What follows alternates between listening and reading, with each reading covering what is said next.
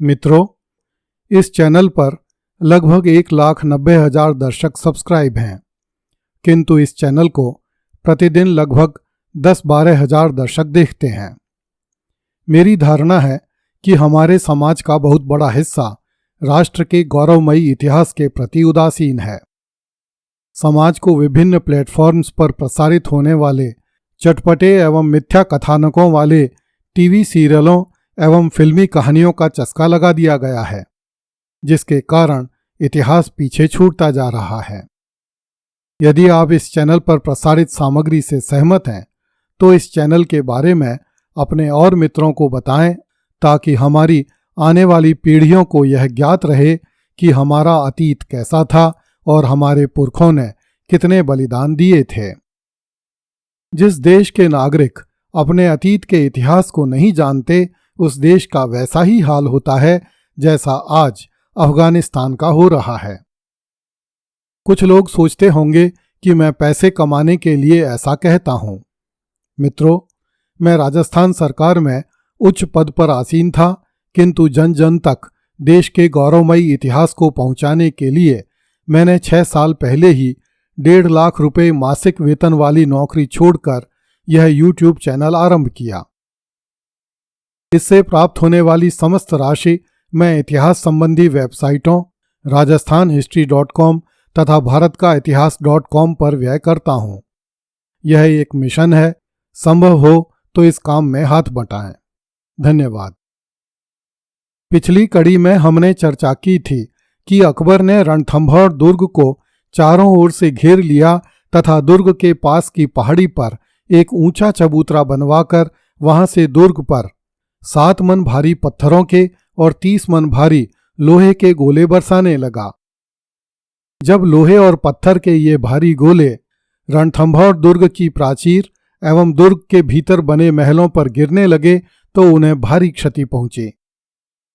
Doctor आशीर्वादी लाल श्रीवास्तव ने लिखा है कि लगभग 1.5 माह तक घेरा पड़ा रहा और दोनों ही पक्षों को अपार जन धन की हानि हुई। वे लिखते हैं कि रणथंभौर का पतन किस प्रकार हुआ, इस संबंध में 2 मत हैं। कर्नल टॉड के अनुसार सुरजन राय ने ऐसा प्रबल प्रतिरोध किया कि अकबर को यह निश्चय करना पड़ा कि इस संघर्ष को अधिक दिनों तक नहीं चलाना चाहिए और हाड़ा सरदार को समझा बुझाकर किला उससे ले लेना चाहिए। दूसरा मत अकबर के दरबारी लेखक अबुल फजल एवं मुल्ला बदायूनी का है। उनके अनुसार राय सुरजन ने अपने सर्वनाश की आशंका से घबराकर रणथंभौर का किला अकबर को समर्पित कर दिया। बदायूनी द्वारा लिखे गए विवरण की चर्चा हम पिछली कड़ी में कर चुके हैं। अकबर के दरबारी लेखक अबुल फजल ने लिखा है कि दुर्ग नष्ट होते देखकर राव सुरजन का दिल बैठ गया। उसने दरबारियों के द्वारा बीच बचाव करवाया और अपने पुत्रों दूदा तथा भोज को अकबर के दरबार में भेजकर संधि की बात करनी चाहिए। दोनों राजकुमारों ने अकबर के उच्च अधिकारियों के माध्यम से बादशाह से भेंट की तथा अपने पिता द्वारा किए गए अपराधों की क्षमा मांगी। इस पर अकबर ने राव सुरजन को क्षमा कर दिया तथा दोनों राजकुमारों को खिलत पहनाकर वापस अपने पिता के पास भेज दिया। खिलत का आशय राजकीय सम्मान सूचक वस्त्रों से है। राव सुरजन ने अपनी प्रतिष्ठा की रक्षा करने के लिए बादशाह अकबर से प्रार्थना की कि एक दरबारी आकर उसे ले जाए तथा अकबर से मिलवा दे।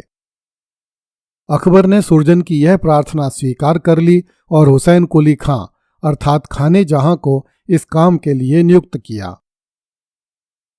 अबुल फजल लिखता है कि जब हुसैन कुली खां रणथंभौर दुर्ग के समीप पहुंचा तो राव सुरजन ने बाहर आकर उसका स्वागत किया और फिर वह सबको अपने निवास स्थान पर ले गया।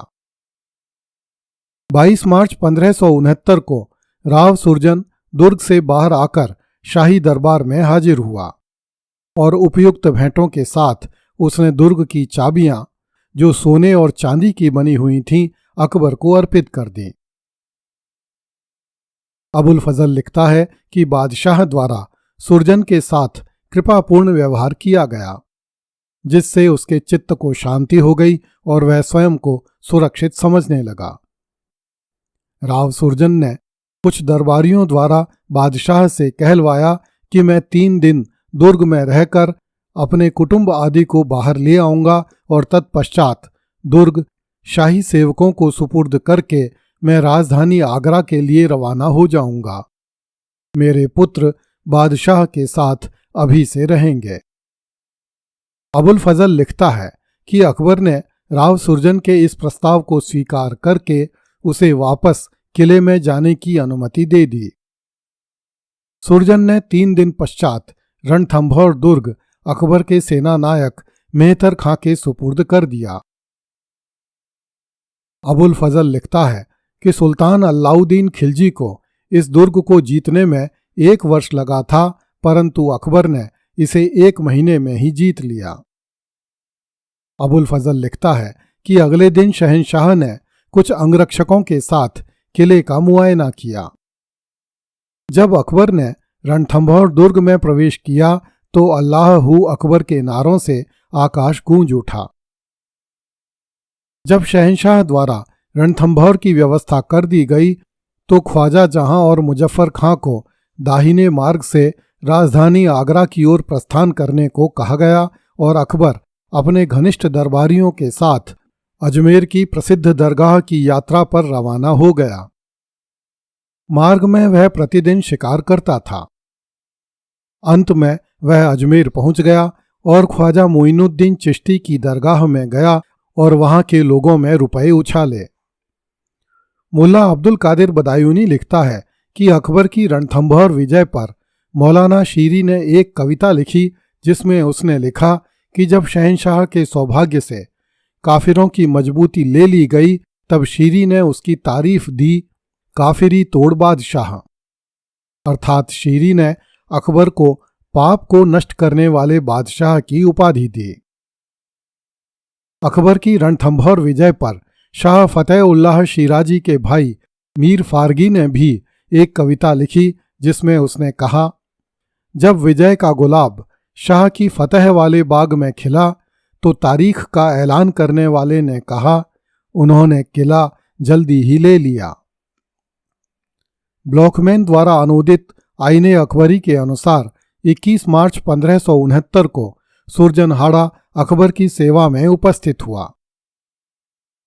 उसने अकबर को दुर्ग की चाबियां सौंप दी तथा महाराणा की सेवा छोड़कर अकबर की सेवा स्वीकार कर ली।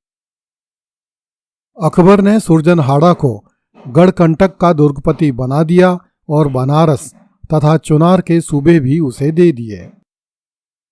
मुल्ला अब्दुल कादिर बदायूनी एवं अकबर के दरबारी लेखक अबुल फजल द्वारा लिखे गए ये विवरण हिंदू लेखकों द्वारा लिखे गए विवरणों से मेल नहीं खाते, जिनकी चर्चा हम अगली कड़ी में करेंगे। अकबर ने मुगल सल्तनत में रणथंभौर के नाम से एक सरकार का गठन किया। इस सरकार में 73 महाल थे और 60,24,196 बीघा 11 बिस्वा भूमि थी। इस सरकार की कुल राजस्व आय 8,98,245 दम्म थी। अकबर ने रणथंभौर दुर्ग में शाही टकसाल भी स्थापित की और इसे जगन्नाथ कछवाहा को जागीर में दे दिया। अगली कड़ी में देखिए, नौकर के वेश में अकबर राय सुरजन के समक्ष उपस्थित हुआ। कृपया इस चैनल को लाइक, सब्सक्राइब एवं शेयर करें। धन्यवाद।